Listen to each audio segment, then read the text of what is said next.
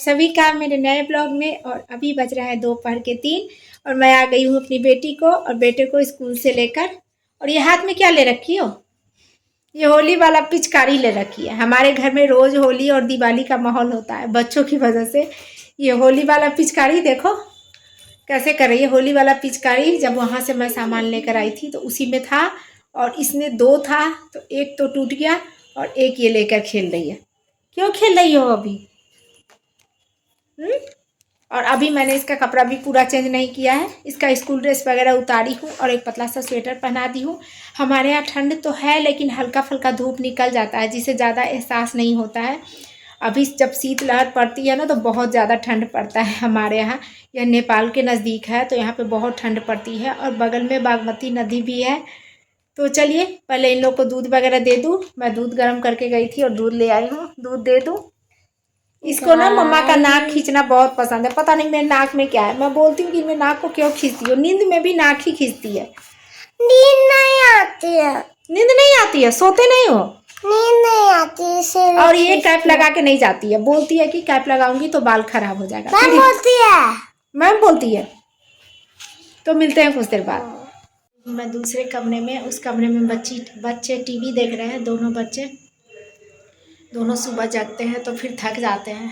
मैंने बच्चों को दूध दिया और दोनों दूध पी के खाना वगैरह थोड़ा सा खिलाई हूँ। उसके बाद आराम कर रहे हैं और मैं इस कमरे में आ गई हूँ। तो सबसे पहले आपको मैं यही बताना चाह रही थी। आज मैं बहुत दिनों से शेयर नहीं कर रही थी लेकिन आज मैंने सोचा कि मैंने ब्लॉगिंग स्टार्ट किया है तो चलो सब कुछ शेयर करते हुए बनता है तो शेयर करती हूँ। कि आप लोगों ने मेरे चैनल पे देखा होगा कि मैंने स्टार्ट किसी दूसरे जगह से किया था।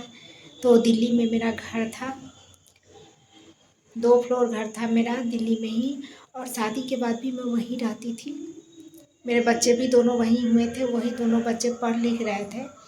लेकिन अचानक से मुझे यहाँ आना पड़ा है इस गांव में। ये गांव ऐसे बिहार में ही है, बिहार के सीतामढ़ी ज़िले के आसपास है लेकिन ये बिल्कुल नेपाल के पास है।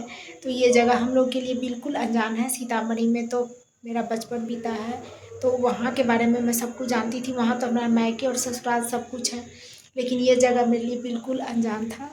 तो यहाँ इसलिए आना पड़ा कि मेरे हस्बैंड को जॉब लग गई। पिछले साल जो 2023 में बीपीएससी का पेपर हुआ था ना उसमें मेरे हस्बैंड ने क्लियर किया था। पहले वो प्राइवेट जॉब करते थे, टीचर थे, मैथ और केमिस्ट्री के टीचर थे, +2 वाले बच्चों को पढ़ाते थे।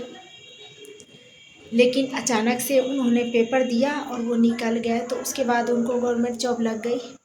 तो सबसे पहले उनको ट्रेनिंग के लिए भेजा गया था। अब सितंबर या अक्टूबर में भेजा गया था। उसके बाद 16 नवंबर को उन्होंने ज्वाइनिंग किया था 2023 में।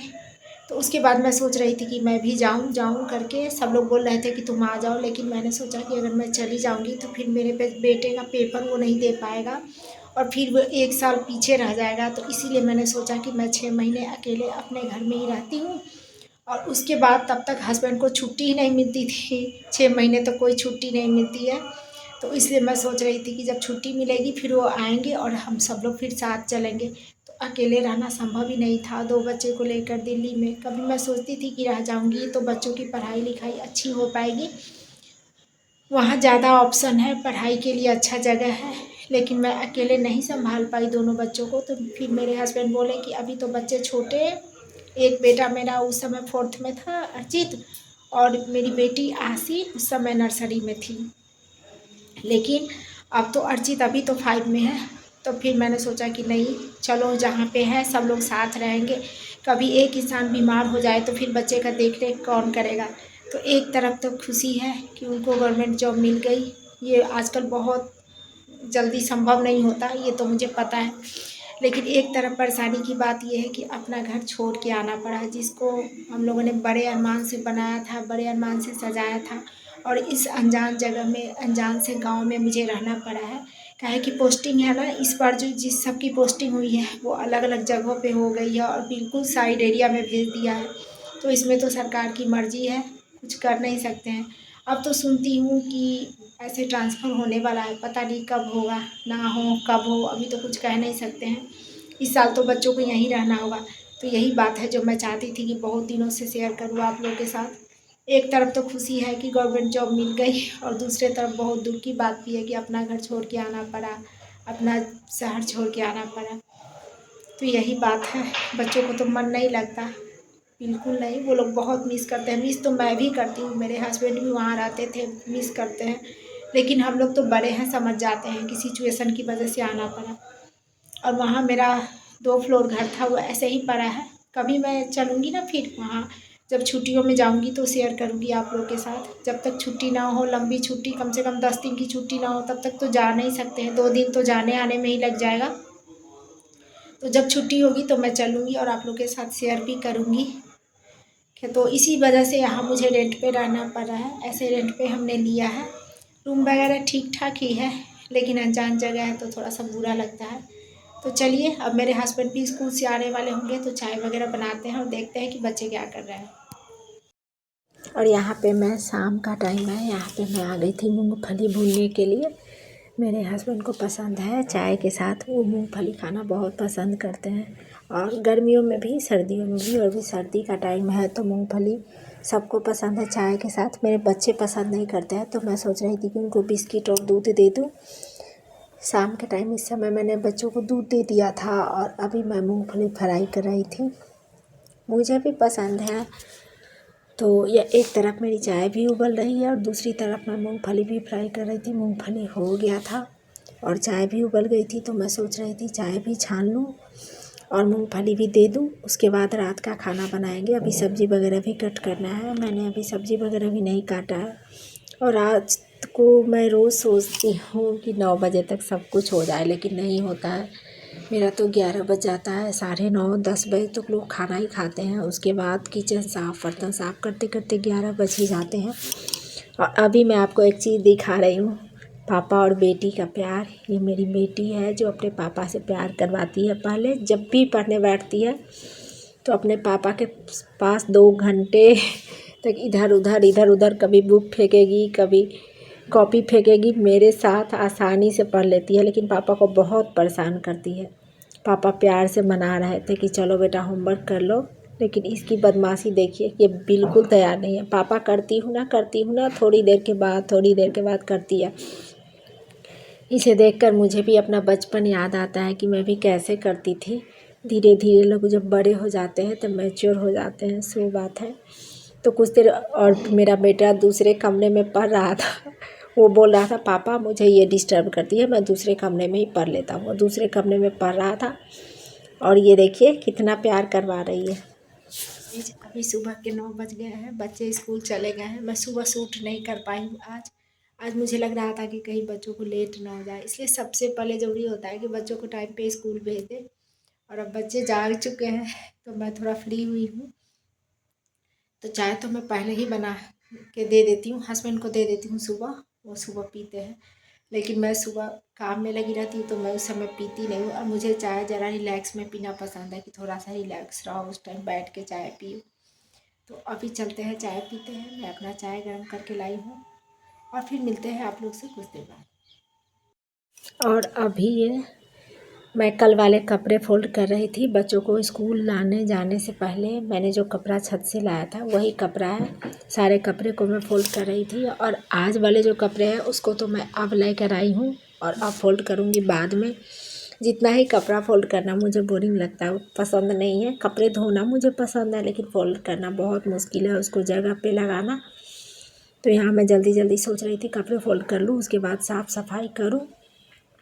बहुत सारे कपड़े हो जाते हैं ठंड में। मेरे तो 2 बच्चे हैं और 2, एक मेरे हस्बैंड, एक मैं, मेरे 4 लोगों का कपड़ा बहुत ज़्यादा होता है। गर्मियों में तो कम कपड़ा होता है। और ये ब्लाउज़ देखिए, ये मैंने खुद से सिला है। मैं अपना ब्लाउज़ खुद से बना लेती हूँ और मैं खुश भी रहती हूँ, चलो कम से कम अपना तो बना लिया। मुझे सिलाई करना पसंद है, जैसे ब्लाउज और पेटीकोट मैं बना लेती हूँ, सूट वगैरह भी बना लेती हूँ। लेकिन ये है ना कि मुझे टाइम नहीं मिलता बच्चों की वजह से। और ये साड़ी जो मैं उस दिन पहनी थी, उस दिन ये साड़ी पहन के मुझे इतना कंफर्टेबल लग रहा था, जैसे ये फिसलने वाली साड़ी नहीं है। पता नहीं ये कौन सी साड़ी है, जो मुझे कपड़ा के बारे में ज़्यादा, साड़ी के कपड़े के बारे में आइडिया नहीं है। लेकिन ये जॉर्जेट या शिफॉन नहीं है, कोई दूसरी साड़ी है जिसका कपड़ा ज़्यादा फिसलता नहीं और मैं आराम से पहन लेती हूँ। अब ये मेरे हस्बैंड का स्वेटर वगैरह है, जो बच्चे उतार के गए थे उन्हीं कपड़े वो सब वहाँ हैं, सबको मैं फोल्ड करके रखूँगी और वो आएंगे तो फिर पहनाऊँगी। नहीं तो अगर एक भी चीज़ भाई इधर से उधर हो, बस मम्मा ये कहाँ वो कहाँ करने लग जाते हैं। और जब घर में आए तो फिर लगता है कि कितनी देर बाद फ्री हुए हो। बेटा तो मेरा आराम से दूध पीता है, फिर खाना खाता है, थोड़ी देर टीवी देखता है, मोबाइल देखता है, फिर वो पढ़ने लग जाता है। लेकिन बेटी मेरी अभी छोटी है, उसको तो पता नहीं ये कहाँ रखा वो कहाँ रखा, सारे खिलौने को मांगने लग जाएगी और पूरा करके बेड पे फैला देगी। मैं कोशिश करती हूँ कि इतना ना फैलाए, लेकिन बस मैं सब सहेज के रख देती हूँ, आके फैला ही देती है। खैर क्या करना, मुझे लगता है 2-3 साल और करेगी और फिर जब अपने भाई की तरफ बड़ी हो जाएगी तो फिर फैलाना बंद कर देगी। पहले अर्जित भी फैलाता था, लेकिन अब वो नहीं फैलाता। वो समझदार हो गया है, उसे पता है कि क्या करना चाहिए और क्या ना करना चाहिए। और अभी ठंड का, अभी तो धूप निकला, आज तो हमारे यहाँ तेज़ धूप है, लेकिन जब धूप निकलना कब बंद हो जाए पता नहीं, क्योंकि सर्दी दिन प्रतिदिन बढ़ती ही जा रही है। और शीतलहर भी आती है ना दिसंबर या जनवरी में, तो आना ही है। चलिए चलते हैं छत पे, कपड़े ले आते हैं। मैं कल ही फैलाई थी, उसके बाद लाइन नहीं थी। देखिए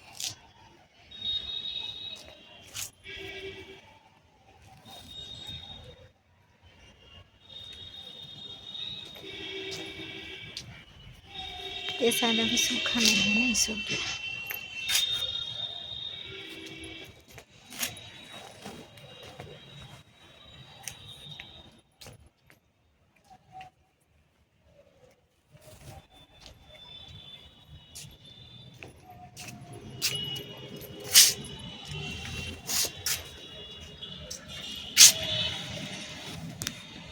अभी छत से भी मैं कपड़े लेकर आ गई हूँ और अब मेरा साफ़ सफाई थोड़ा हो भी गया है, थोड़ा बाकी भी है। झाड़ू लग गया, अब मुझे लगाना है पोछा और कुछ बर्तन धुलने हैं, उसके बाद नहाना है।